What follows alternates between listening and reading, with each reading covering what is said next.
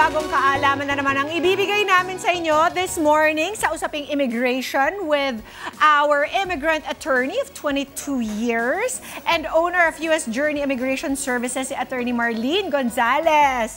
Good morning and welcome back, Attorney Marlene. Pia. Thank you for having me here. Yes, magiging super close po tayo. Sige. Sa kada umaga. I will tell you all the ins and outs ng immigration. Baka next year nasa United States of America na. No, they'll be sad. Your fans will be sad. Nakapag-immigrate na.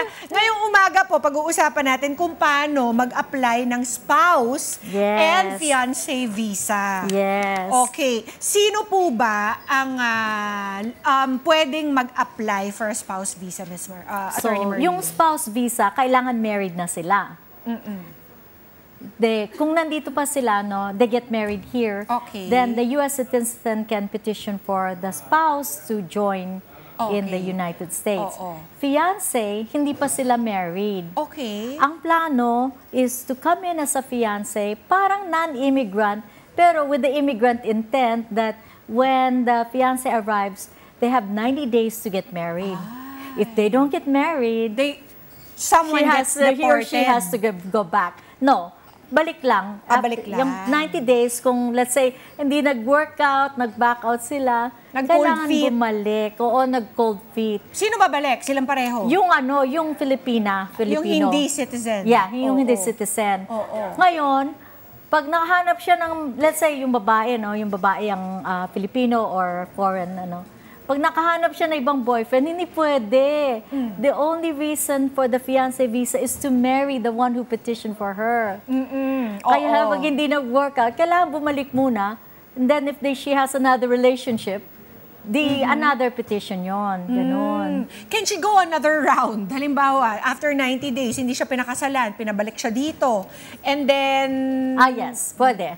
Pwede. Nag-reconcile sila. Siya. Kasi ang problema, pag hindi siya bumalik, pag nag-overstay, yun ang problema. Pero Attorney Marlene, when she comes back, she can go on a tourist visa? Correct. Or a fiancé visa? Or another fiancé visa, ganon. Okay. Ito ba ay isa sa mga, I can assume that this is one of the more in-demand visas? Yes, more common. Kasi may mga nagmi-meet dito, maybe ang common ngayon, nagmi-meet online. Common yan. Tama. Pero wala namang difference kasi marami akong clients na nag-meet online, long-term relationship naman. Hindi naman just because it's online na it's not quality. Tama. Quality din. Huwag naman natin silang husgahan.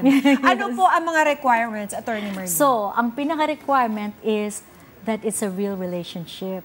Paano ipoprove yun?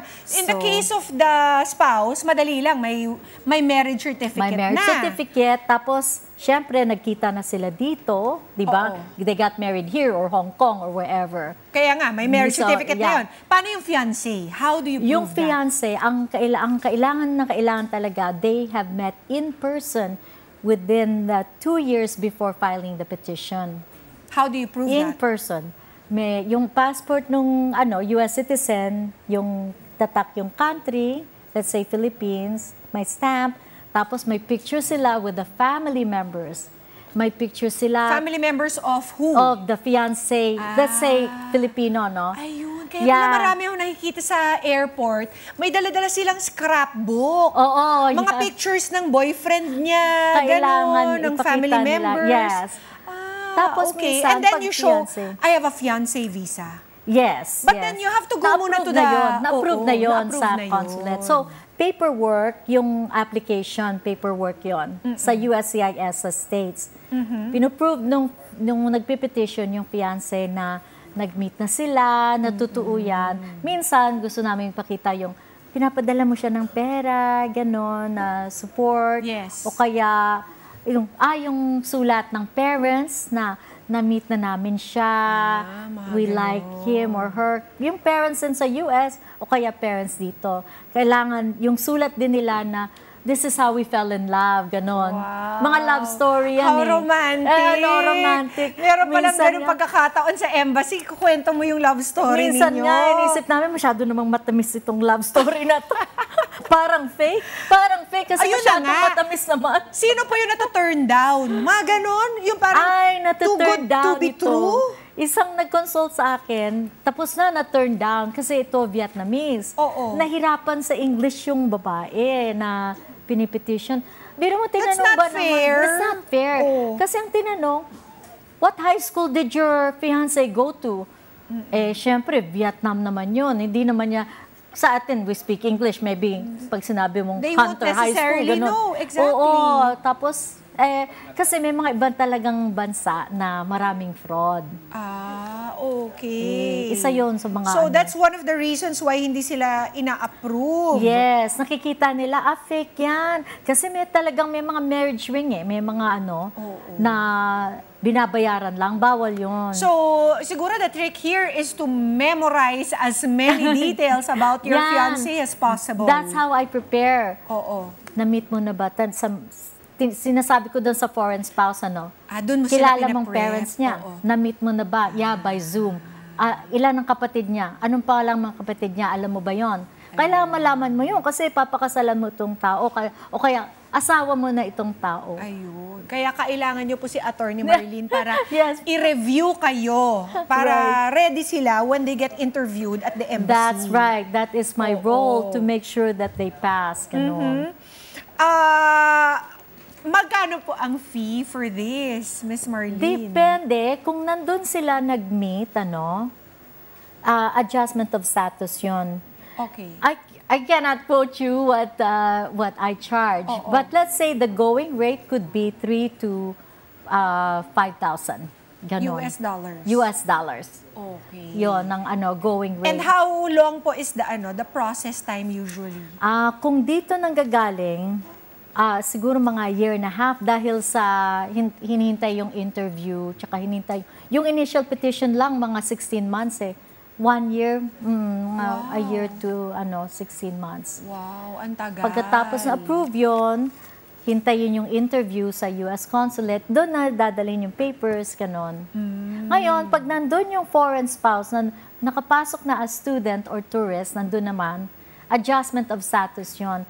Medyo matagal din yun, pero in the meantime, they can get a work permit and start working.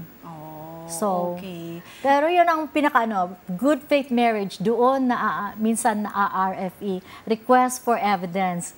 Show us more, ganon. Okay. So, dapat show them as many, as many pieces of evidence as possible. Right. Oo. Dati, hinihingi namin 2 witness letters lang. Ngayon, gawin nating 4 kung how many people can testify na tunay yung relationship ninyo, ganon. Tama. At hindi rin po siya, may kamahalan din po yung fee. Yes. Kaya para, di ba, you don't get that back if you get denied. That's right. Kaya para ma-sure po kayo na talagang papasa ang inyong mga spouse or fiancé applications, Ms. Attorney Marlene, where can they contact you? Yes. So, ang website namin, www.us-journey.com. Sa website na yun, may makikita kayong link para mag-email sa amin ng inquiry, kung gusto nyong appointment, ganon, then we can schedule you for an appointment. All right. Thank you so much, Attorney You're Marlene. welcome. Thank you, see you Pia. next week. See you next week. Marami Salamat. po tayong tatalakayin dito. Sa may mga katanungan o concern sa usaping immigration, mag-message lamang po kayo sa Facebook page ng Net25 at asahan nyo pong sasagutin namin or sasagutin ni Attorney Marlene ang inyong mga katanungan. Mga ka-Net25, this is Pia Guanyo Mago. For more Kada Umaga updates, please click the subscribe button and follow us on Net25 social media pages at Net25 TV and at Net25 Entertainment Facebook page. See you guys. Bye!